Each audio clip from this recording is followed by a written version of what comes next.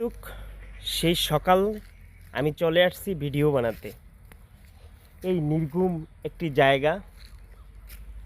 জায়গাটা পরিবেশটা একদম নীরব, যেটা কন্টেন্ট ক্রিয়েটরদের জন্য খুবই সুন্দর একটি জায়গা এবং সুন্দর একটি প্লেস। এখানে চলে আসছি আজকে ভিডিও বানাতে। জায়গাটা দেখে আমার খুবই ভালো লাগলো। আমি প্রায় সময় আসি, কিন্তু এরকম মানে নীরব পাই নাই।